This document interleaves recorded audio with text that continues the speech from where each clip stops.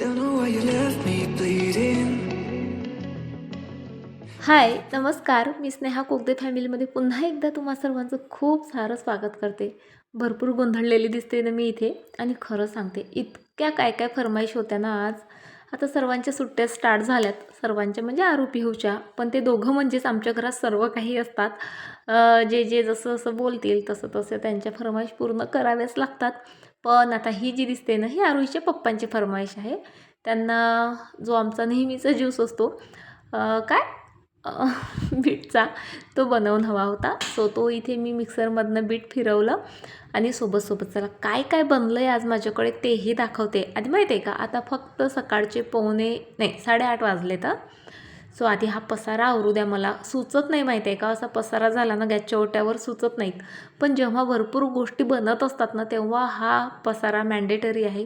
कितीही टाळायचा प्रयत्न केला तरी तो होतोच होतो. सो म्हणून जे आहे म्हणजे पुढचं काम हाती घेण्याआधी जे आहे जो एक्स्ट्राचा पसारा आहे तो मी सर्व असा व्यवस्थित क्लीन करून ठेवत असते. सो आता तुम्ही बघितलं, काल बिट्ट्या केल्या होत्या, बिट्ट्यांची छोटी बहीण म्हणू शकता. सो त्या उरल्या होत्या, तर ज्या उरलेल्या होत्या त्या तळून घेतल्या. त्यानंतर हा मसाले भात होता जो तुम्ही बघितला आता. त्यानंतर इथे बनलेला आहे आरूच्या पप्पांसाठी पोळींचा चिवडा, हे भरिताचं वांग आणि हा आमचा जादू. ज्या तुला जाऊ द्यात, इथे आलूसुद्धा उकळून घेतलेत. म्हणजे आता एवढं सर्व बनवल्यावरही माझं वांग्याचं भरीत आणि आलूची भाजी जी आहे बनवायची आणखी बाकी आहे.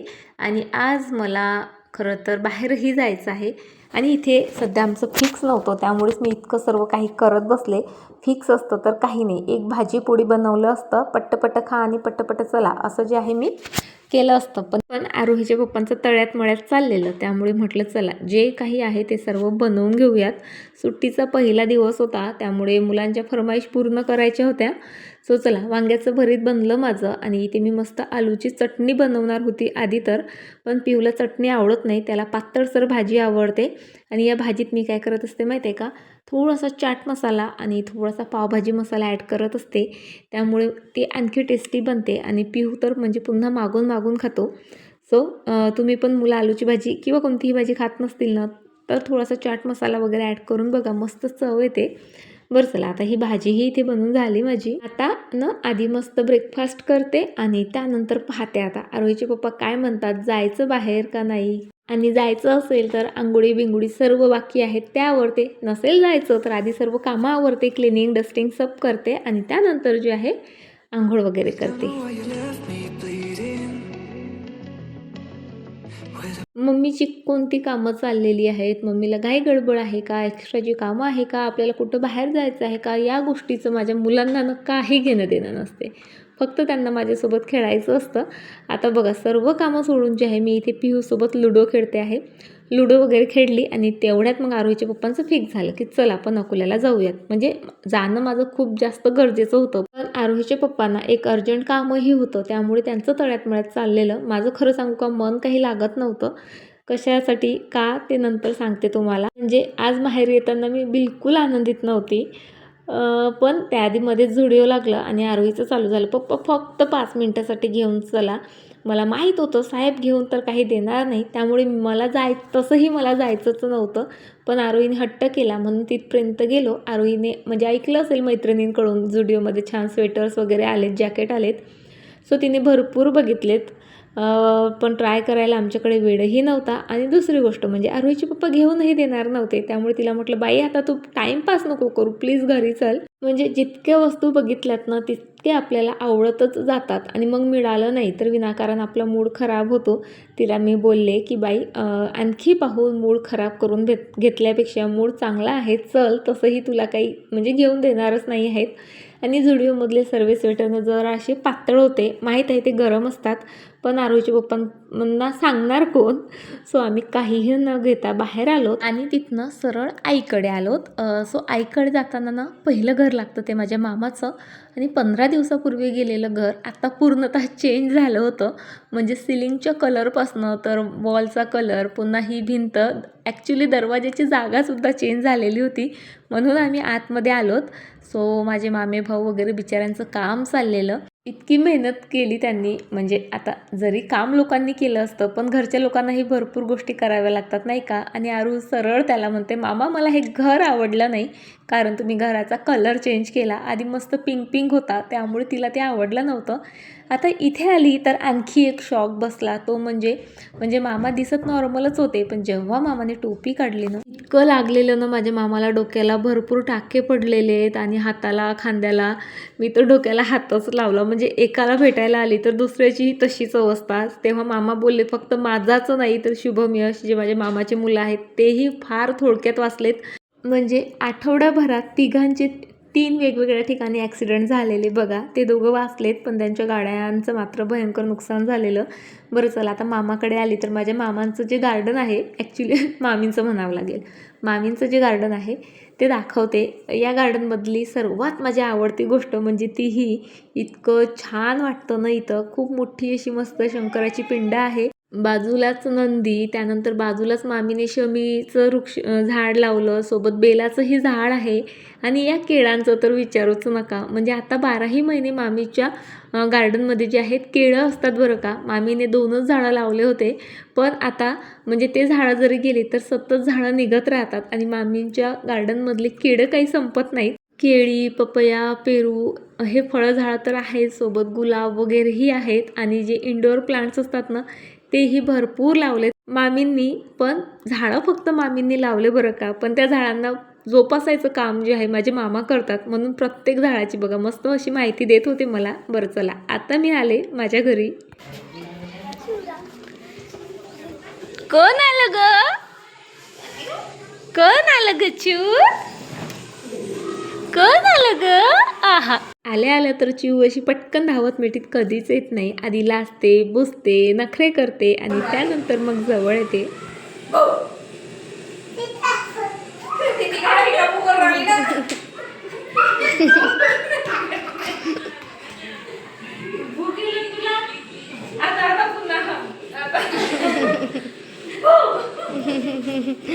Now it is acting. माझे बाबा आहे, माझे बाबा आहे, माझे बाबा आहे ना. इतकी बदमाश झाली ना चिऊ आता की विचारू नका. म्हणजे बाबाही तिचा असतो, माझे पप्पाही तिचेच असतात, माझी आईही तिची आणि सर्व तिचंच असतं माहीत आहे का. बरं जाऊ द्यात. इथे बघा आई झोपलेली आहे कारण आईला बरं नाही. आईनं गंगासागर तीर्थयात्रेला गेले होते, 8 दिवस झालेत. काल रात्रीलाच रिटर्न आले आणि फिरून आल्यानंतर बिमार पडायचंच हे तिचं ठरलेलं असतं. म्हणजे प्रत्येक वेळेस तीर्थयात्रेवरनं आल्यानंतर ती 2-1 दिवस तरी अशी झोपूनच असते. तिला तापही चढलेला होता आणि ॲसिडिटी भयंकर झाली होती. बघा आपण फिरायला जातो, पाहिजे तशी झोप होतच नाही आणि खाण्यातही बऱ्याचशा वेगळ्या गोष्टी येतात, पाणीही चेंज होतं आणि बरंच काही. त्यामुळे तिला बरं नव्हतं. सो तिच्यासोबत गप्पा गोष्टी केल्या आणि ही आईची बॅग आहे आणि त्यामध्ये असणार आहे आमचा खजाना. म्हणजे आमच्यासाठी भरपूर गिफ्ट आणलेत तिने. पण काय झालं, आता नवीन बॅग आहे ही आणि तिने काहीतरी कोड टाकला ती बॅग लॉक करण्यासाठी आणि ती विसरली. म्हणून जे आहे माझा भाऊ शॉपमध्ये गेला, तिथनं लॉक ओपन करून आणलं. आणि इथे बघा आरोहीचा आगाऊपणा, म्हणजे चिऊपेक्षा छोटी तर इथे माझी आरोही होत असते. Don't know why you left me bleeding. आरोहीपेक्षाही जास्त एक्साइटमेंट होती चिऊला. सो जशी बॅग उघडली बघा, चिऊचं चालू झालं, हे माझं, हे माझं, हे माझं. आणि जसं तिला ही पिंक पर्स दिसली ना तशी तर ती इतकी हॅपी झाली आणि तिला कळतं हे बघा की काय आपलं आहे किंवा काय कोणाचं आहे ते. सो तिला जे जे क्यूट आणि छान छान वाटत होतं ते बरोबर सांगायची की हे माझं आहे म्हणून. बापरे, हे तर टेबलवर टाकायचं नाही का, टेबल क्लॉथ. त्याच्यात याच्यात काय फरक आहे तू सांग. फक्त डिझाईन आणि कलरचा फरक आहे. काय ग ते, माझी शाल म्हणते.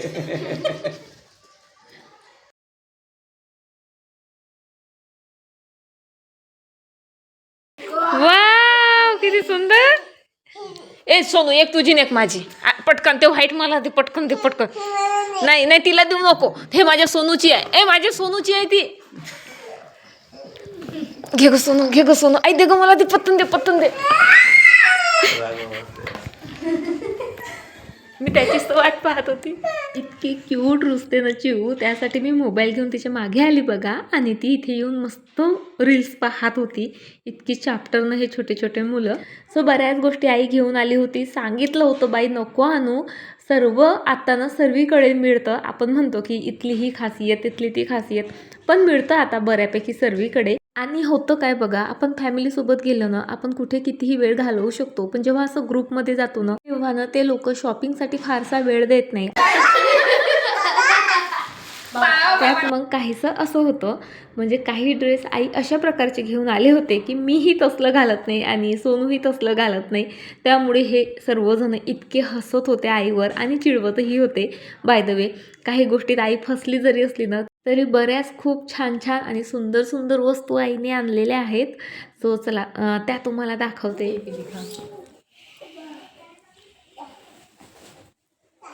एकही चांगली नाही दिसत तुझ्या अंगावर. एकही चांगली नाही दिसत तुझ्या अंगावर. प्रत्येक गोष्ट चांगली दिसते. दोन्ही माझ्या आईच्या अंगावर चांगले दिसत. ऐकलं का? दोन्ही माझ्या आईच्या अंगावर चांगले. देत नाही ना बा, मी पाहू कधी. तुमचे ड्रेस घेऊन जा.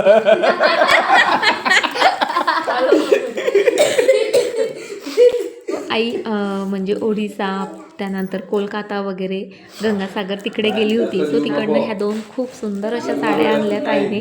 आणि खरंच खूपच मस्त क्वालिटी, इतकी छान आणि दिसायलाही भरपूर भारी होत्या. पण माझ्या भावाचं म्हणणं होतं त्या दोन्हीही तुम्ही दोघेही घेऊ नका, त्या आईलाच ठेवा. आणि म्हणून त्याचं ते चाललेलं होतं की तुझ्या अंगावर छान दिसत आहे वगैरे वगैरे. आणि ही शॉल आईने आणलेली आहे हा तिच्यासाठी. त्यानंतर हा गळू आणि ह्या काही पर्स वगैरे ती घेऊन आलेली आहे. आई ज्या काही वस्तू आणते, गोष्टी आणते ना, त्या आमच्या दोघींसाठी सेम आणते. म्हणजे फक्त कलर 19-20 असतो, वेगळा असतो. नाहीतर जे माझ्यासाठी येतं ते माझ्या भावजाईसाठीही येतं. त्यामुळे रुसवा फुगवा आमच्यात असा होत नाही. त्यानंतर ह्या 2 पर्स घेऊन आले बोहो स्टाईलच्या. एक चिवसाठी आणि एक आरूसाठी. काही आसनं आहेत. 6चा सेट आहे हा. सो 3 मी ठेवली, 3 त्यांच्यासाठी ठेवलीच. आणि त्यानंतर ही एक साडी पण खूप मस्त वाटली मला. खूप छान आहे आणि फक्त 300 रुपयाला ही कॉटनची साडी ती घेऊन आले. आणि त्यावर ना मस्त मेहंदी कलरची छोटी छोटी फुलं आहेत. आणि साईडला जे टेसल्स आहेत ना मेहंदी कलरचे, तीही खूप मस्त दिसतात. त्यानंतर हे 2 नेकलेस घेऊन आलेली आहे. हे पण छान आहेत. आणि हे काही कलरफुल मण्यांमध्ये होते. सो अशी मी नाही वेअर करत, पण म्हटलं चला आता आणलेलेच आहेत तर वेअर करून बघूयात. त्यानंतर बऱ्याचशा गोष्टी आणल्या होत्या, छोट्या मोठ्या ड्रेस आणले होते, पण ते आम्हाला फारसे आवडले नव्हते. पण हा एक ठीक आहे. आणि आणखी एक आहे, तोही छान होता. सो तो मी घेतला, हा सोनूने घेतला. आणि त्यानंतर आणखी 2 ड्रेस होते, ते तर म्हणजे नाही घालत आम्ही इतके डार्क कलर किंवा इतकं वर्क असलेले. सो त्यामुळे आमचं हे हसणं वगैरे आईला चिडवणं चाललेलं. चला त्यानंतर हे ना छोट्या छोट्या वाट्या घेऊन आलेली आहे आई दगडाच्या. आणि सोबत चिवसाठी हा ड्रेसही आणलेला आहे. खूप छान छान गोष्टी तिथे आणल्यात तशा, पण काही वस्तूंमध्ये ती फसली. सो ते फसलेल्या गोष्टी काही तुम्हाला मी दाखवत नाही. चला हा नेकलेस पण छान दिसतोय ना. बरं चला माझ्या वस्तू मी घेतल्यात. त्यानंतर आईचं दर्शन घेतलं. आणि माहिती आहे का, कोणी तीर्थयात्रेला गेलं ना आणि रिटर्न आल्यानंतर आपण त्यांचं दर्शन घेतलं की आपल्यालाही त्या तीर्थयात्रेचं पुण्य लागतं. सो चला 1 तास घालवला फक्त माहेरी, पण इतकी हसली ना, म्हणजे आठवड्याभरात जितकं हसली नसेल ना तितकी हसली. सतत आमचं खिकी जे आहे चाललेलंच होतं. आणि बघा इथे आम्ही निघालो तर आमच्या आधी चिव निघाली आणि ती माझं बाळ सोड सोडा तुला सोड. मला जाऊ नये का बाबा, जाऊ दे ना. आणि बघा आता असं इतकं लाड करणार कुणी असेल तर माहेर राहून माझे पाय निघतील तरी कसे. म्हणजे तिचं होतं आतू तू जाऊ नको आणि जाशील तर मला तरी घेऊन चल म्हणून. पण सध्या ना ती खूप छोटी आहे, नाहीतर मी तिला खरंच घेऊन आले असते. खूप म्हणजे इतकं वाईट वाटत होतं तिच्याकडनं असं स्वतःला सोडवून घेणं. आणि कारण 1 तासात माहिती आहे का तिचंही मन भरलं नव्हतं आणि आमचंही नव्हतं. तरीसुद्धा कसं तरी तिला बाय केलं. आणि त्यानंतर आपली एक क्यूट अशी छोटीशी सबस्क्रायबर भेटली आणि मला बोलली की ताई मला माहीत होतं तुम्ही याच एरियात येत असता म्हणून, आणि मी बऱ्याचदा वाट बघत असते तुमची. फायनली आज भेटल्या तुम्ही आणि इतकी गोड बोलत होती आणि इतकी छान ना मला व्हिडिओ आवडतात, लाईक करते वगैरे वगैरे सांगत होती. ऐकून खरंच खूप छान वाटलं. सो तिच्यासोबत 5-10 मिनटं घालवलेत. आणि चला आता फायनली आम्ही आलेलो आहोत जिथे आम्हाला खरं तर सर्वात आधी यायला पाहिजे होतं. माझा दादा म्हणजे माझा मावस भाऊ, त्याचा एक भयंकर ॲक्सिडेंट झालेला आणि त्यासाठीच त्याला भेटायला म्हणून मला खरं तर अकोल्याला यायचं होतं. पण आरोहीच्या पप्पांना एक वेगळं आणि अर्जंट काम होतं, त्यामुळे ते बोलले आधी तू घरी जा, नंतर आपण दोघं मिळून हॉस्पिटलला जाऊ. सो फायनली हॉस्पिटलला आलो, दादाची भेट वगैरे घेतली. खूप वाईट वाटलं माहीत आहे का त्याची ती कंडिशन पाहून, पण दाखवत काही नाही मी तुम्हाला. चला आता व्हिडिओ इथेच संपवते आणि तुम्हाला उद्या भेटते अशाच एका छान व्हिडिओसोबत. तोपर्यंत फ्रेंड, स्वतःची काळजी घ्या आणि खरंच काळजी घ्या. लाईफ इज इनप्रिडिक्टेबल म्हणतात ना, काही खोटं नाही. होत्याचं नव्हतं व्हायला वेळ लागत नाही, म्हणून प्रत्येक पाऊल जपून टाका. माझा दादा इतका सेफ गाडी चालवतो, तरीसुद्धा त्याचा ॲक्सिडेंट झाला आणि खरंच बघवल्याही जात नव्हतं. म्हणून प्लीज स्वतःची काळजी घ्या. बाय.